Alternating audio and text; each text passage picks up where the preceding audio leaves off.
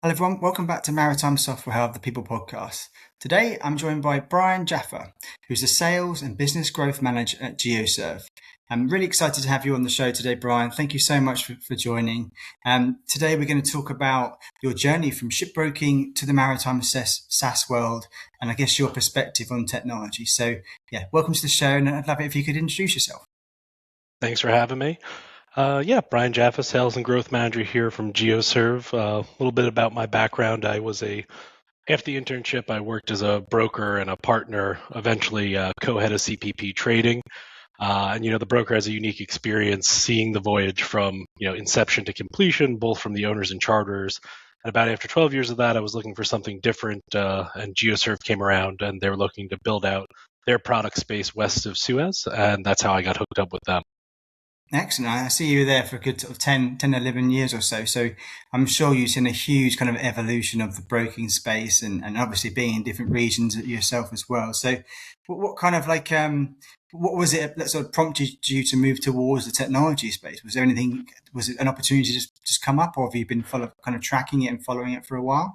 I have been tracking it, and as a broker, there's some brokers that are fix and forget. I took a big passion in knowing about the ops side of the voyage as well. GeoServe was building a platform where they're covering the broad spectrum of commercial operations. And it was something that appealed to me that, you come together with a client, you find a problem, you help them solve it. And from there, you stick together and work through that for hopefully years to come. Excellent. Makes sense. Okay, well, we'll definitely dive into that going forward. And my background, as you may well know, is it's sale and purchase to begin with. So it's been interesting to see this sort of the evolution of technology and how different broking roles have changed over the years. So exciting to dive into that. I guess for people that perhaps a little bit less familiar, can you give us an overview of the main kind of service GeoServe offers and the type of customers you work with? Yeah, absolutely. I mean, GeoServe is a Dubai-based maritime solutions provider, supporting owners, operators, managers globally. The idea behind it is that it's service-led and technology-enabled model. Touching areas of voyage ops, bunkering, performance, emissions, port disbursements, lay times. We don't see ourselves as just software providers. We aim to be an extension of the commercial operations team. What I mean by that, I mean the expertise of the group lies in the entire ecosystem of commercial operations, not siloed in one product, because an operator doesn't sit perhaps just doing emissions or bunkers. The example I'd give is that if you're looking at voyages in Europe and you're looking at the spread of LSMGO versus B100 starting to narrow, should you go to the compliance pooling market? Should you get B100? If you ask a DA provider, they probably don't have that answer. Conversely, if you go to your emissions desk asking, hey, we've got two tugs in and out, but we have an operating bow thruster in this port, does that seem right? They might not have that answer. So what we saw at GeoServe is that we can tackle all of these things and try and bring connectivity across the commercial operations space. Okay, fantastic. Good. All right. Now, I appreciate you giving an overview. I see one of the particular modules you have is the Geo1 solution. Can you give us a bit more of an overview of what that entails? And I guess if there's a particular gap in the market that it's targeting? Yeah, I mean, it's no secret that shipping companies invested in many individual systems, but the voyage execution still involves disconnected workflows, multiple data sources, some manual coordination, and the key message, and you see this everywhere on LinkedIn, at every post, that the industry doesn't need more data; it needs better connectivity. And that's what Geo1 aimed to do, is that we have the bandwidth for the entire commercial operations sphere. So it's a single ecosystem connecting commercial voyage activities, provides visibility across voyage lifecycle, and thereby enables faster decisions, again, across emissions, bunkers, DAs, late time and demerge, AI data, driven solutions, all of that in one module that's connecting. Instead of toggling between 10 different systems, maybe we can bring that down to 3 or 4. Okay, fantastic. And the type of stakeholders that you're selling to, is it a range depending on the exact solution? For example, is it kind of chartering managers, freight traders, or is it more on the technical side of the ship owners and ship operators? It's across the board because we work with owners and operators. We work with charterers who have relets. We work with tech managers. We have a husbandry department. So it really touches a lot of the different departments across the sphere of commercial operations. Basically, anything related to commercial shipping is where we have a touch point. Yeah, understood. All right, thank you so much. All right, well, let's kind of dive into sort of the main topic of the day, and that's really discussing that kind of shift from the broking side of shipping into the technology space. So, I guess having now worked in both sides of that, how have you seen the sort of the landscape in the maritime tech space shifting over the last few years? Well, when I was a broker, I mean, admittedly, I didn't use too much technology. I mean, we had marine traffic, AIS, and systems for fixtures and position lists, but the rest of it was your phone and your wits. It was all, your social capital and connecting people.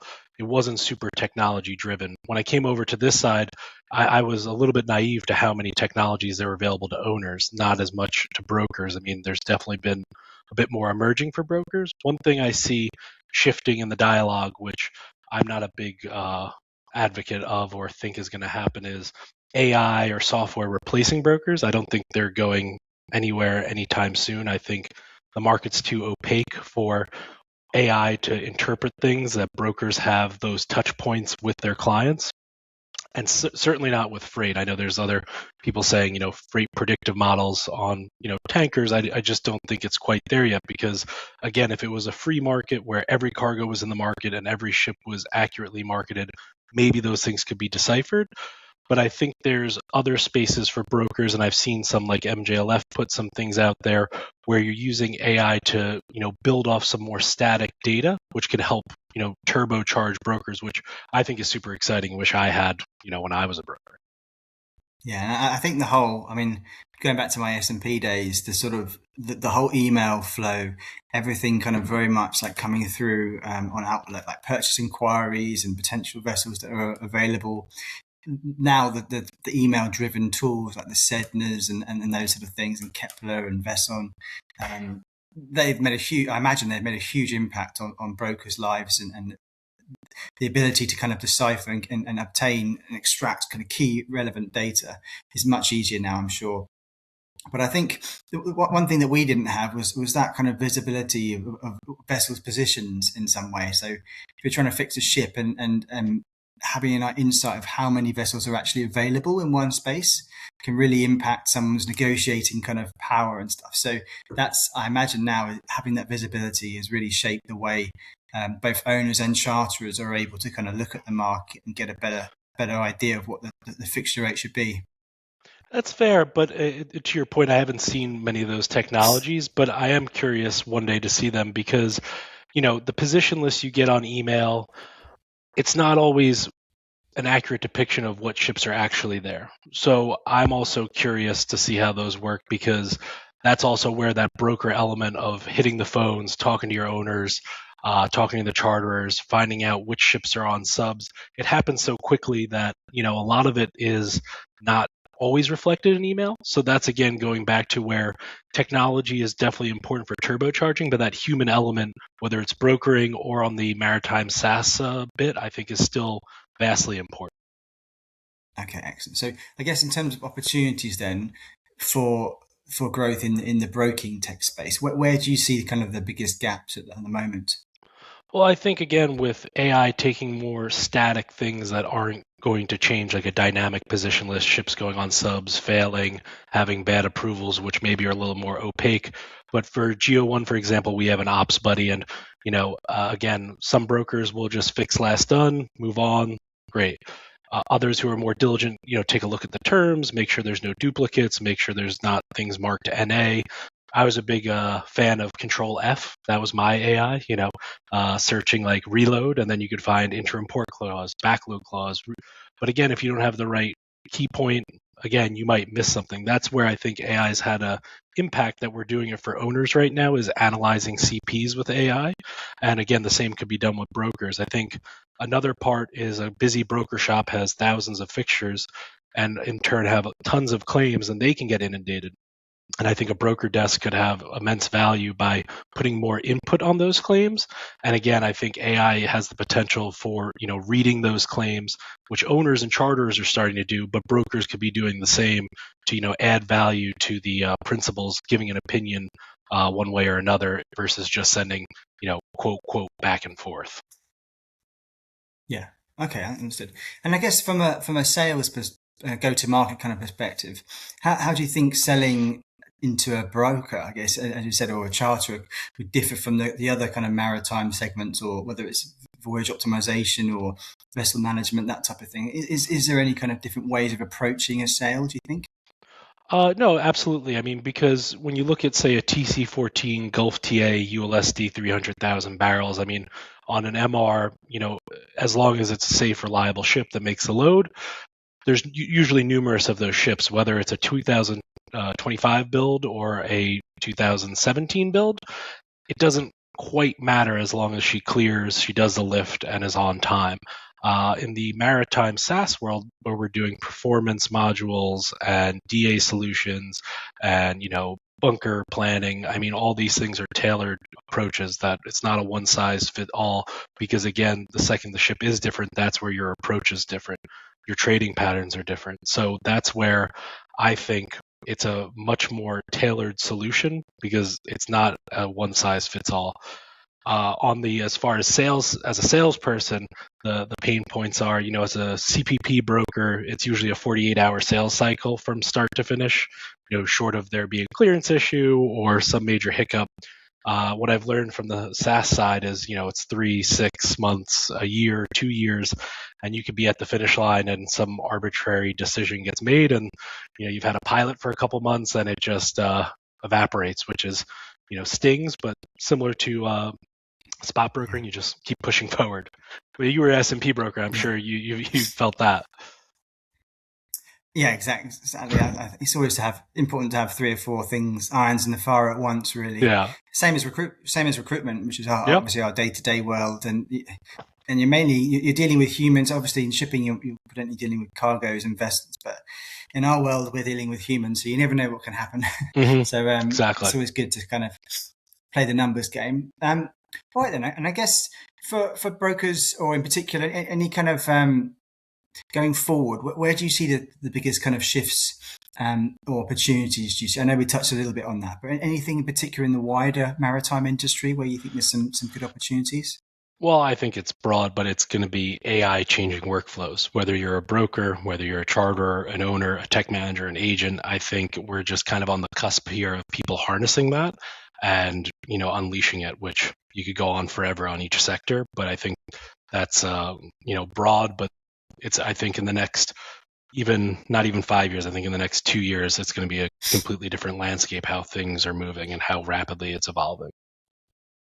Yeah, no, I agree. I think it's going to be a very interesting change. And I mean, just from our lens, what we're seeing the last 3 or 4 years, there's been so much consolidation and businesses merging and acquiring and things. So lots of, I think there'll be 3 or 4 major players that can cover a variety of angles of the voyage kind of life cycle, essentially. So it's great to see what you guys are doing at GeoServe, and you're obviously a very big part of that. So I'm excited to see how you guys evolve as well.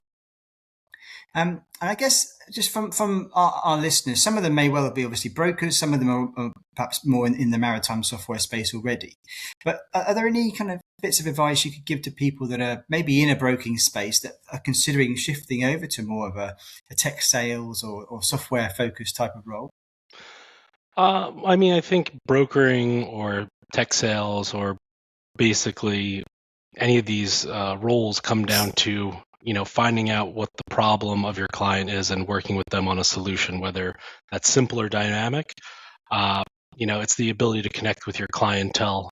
I think also most importantly, it's your reputation and word that follows you, that whether you go from brokering into SaaS maritime, you're running into the same circles And so I think your social capital is immensely important, that if you're a person of your word and they can trust what you say is going to get done, it's important. And I think just a general thing I've actually noticed, and I feel like I sound like a boomer, I am getting a little gray, but I think younger people should just put themselves out there more, go up to people, introduce yourself at a random event. I think 98% of the community is happy to talk, happy to engage, happy to help. And I think that's something that's getting a little bit lost in, the post-COVID age of, digitalization, that everyone's writing emails, everyone's using ICE. But I think there's still something, maybe that's the old broker in me, to that human element of picking up the phone, or even better, being in person and getting together and figuring it out. Yeah, I think that's so powerful. And a really good kind of takeaway from today is, tech is obviously evolving and impacting everybody's life. But as you say, broking is so much is built around your reputation and you as a person and things. So you can't necessarily always get that off through a portal or anything. So that's really, really, really valuable. Okay, great. Well, I think for the most of it, we've kind of discussed a lot of the topics. But if you were to sort of maybe look at somebody's day-to-day job now, if they were to join a broking house, in what ways do you think their role might be different, perhaps, than it was like 5 or 10 years ago? And I'm kind of like leaning in towards what type of technicals might they be asked to use? Do you think their training will involve technology nowadays, or do you think it's more like just the fundamentals of broking, and obviously the tech tools help when they can? Do you think there's a big change there? Again, I haven't been in for 3 years, but I would have to imagine one of them when I was a young broker is overnight you would get the fixture reports from different areas. And again, you just manually input them to whatever system you were using, again, to generate that historical data for, say, the research team. And that's definitely an easy technology parsing, take it out. But again, I don't think, I haven't seen, again, some of these newer technologies that brokers are using, but from what I understand, I think it still comes down to your sociability and your ability to connect the charter and the owner and find a fair deal for both. I think that is still the core duty of a broker, and that still lies within, relationship building, human element, that the technology can take away some of more of the manual effort, creating position lists. But again, I haven't seen these technologies, but I'm curious. So maybe one of the people who listens that has one of these can invite me to see it, because I'd love to see it. That, my curiosity is that if you're getting multiple position lists, how does the AI necessarily differentiate whose is better? That if you get a list from XYZ broker that's typically a TC2 broker, but they're sending you a Gulf list, is it able to parse out which is kind of the noise and which ships aren't actually there? Does it get, stuck on that? Yeah. Does it take human intervention to then edit it? I'd be so curious to see, because that's where, as a broker, you're on the phone with your Ardmores, your Norients, your Scorpios, and having a little bit more of a touch point of, is that ship really there? Is that itinerary as good as, the list they're putting out, or does it maybe have a little bit of room in it? And I think those things only get discovered through interaction versus relying on email, technology, etc. Yeah, and that's really fascinating. I think I'm pretty confident there will be a lot of technology companies out there that are doing those type of things, like the Signal Group, those sort of companies, Kepler's, even Vortexa, especially on the voyage, the positioning piece, and then the intelligence behind that. It's really evolved quite rapidly. So it'd be exciting to see which of those, maybe if people obviously are listening to this and they think, yeah, all those things I use technology now day to day, maybe you can comment or get in touch. It'd be really interesting to hear your perspective as well. Yeah, and I guess, okay. again, I thanks keep so that. much, Brian. Sorry. That's fine. Oh, no, I was just going to say that it's just, that's again where I think when GeoServe started, the core, the backbone, all the heads of the business are ex-masters, chief engineers, naval architects, the people on the shore side, being the extension of the clientele.